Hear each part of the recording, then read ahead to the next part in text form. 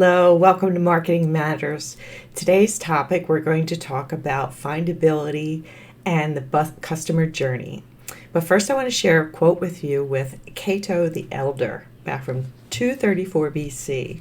He says, "Grasp the subject and the words will follow."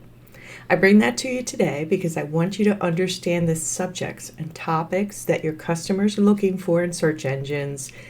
You'll find the keywords after you find those subjects. So where are your customers in their journey? In their journey to a solution that they've come to a search engine to solve. And I'm going to say you want to be findable so that you are the answer to their need in the moment of their journey, right? So findability means that they're connecting their thoughts and what they're putting into a search engine to what you have on your content, on your website, in your documentation, and your marketing. So that connection is what we're looking for. That's what keywords in essence truly are. And so if we're talking about your customer and their journey, they're along their way, right? First, they have to begin at a certain phase in the brand. They're finding out just the basic information, how things work, and they're trying to understand. Then they move to compare, like, oh, okay, now I understand what I was looking for. Who provides that? And what's the difference between the two? Or, do I understand all the different topics associated with this? Once they have that comparison done, then they might be ready to act or engage or buy something or purchase something, and that's the purchase, act, buy phase. And then after they do use it and they buy it, then they have questions, they have reviews. You want them to be satisfied customers so they'll keep coming back, right? And they'll refer you. So there are all these phases of this customer journey, we call it. For our purposes, then we want to say with our keywords, where do we go? What do we do, right?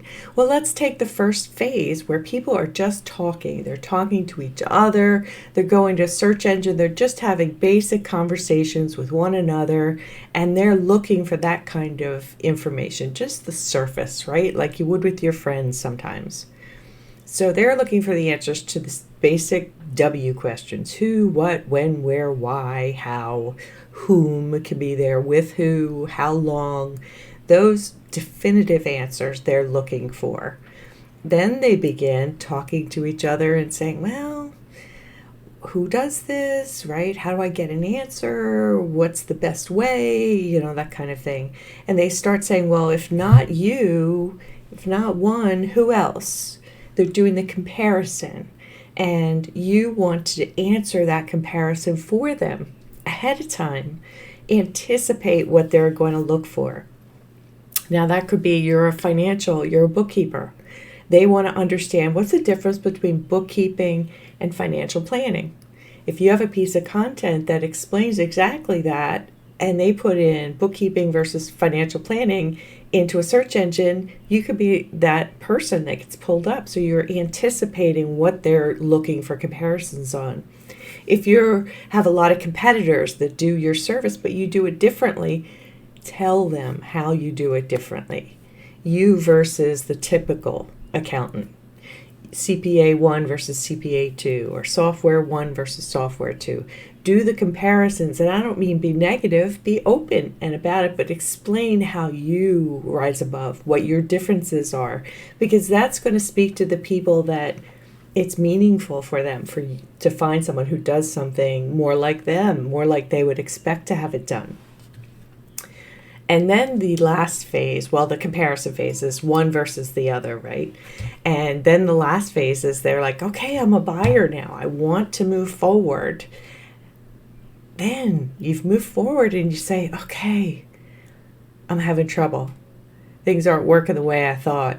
I have issues. How do I get answers?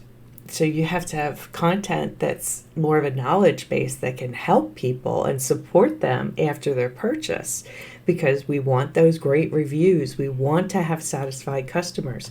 It's so much easier to keep your reputation, satisfy your current customers, and keep them as recurring customers than it is to acquire a new one.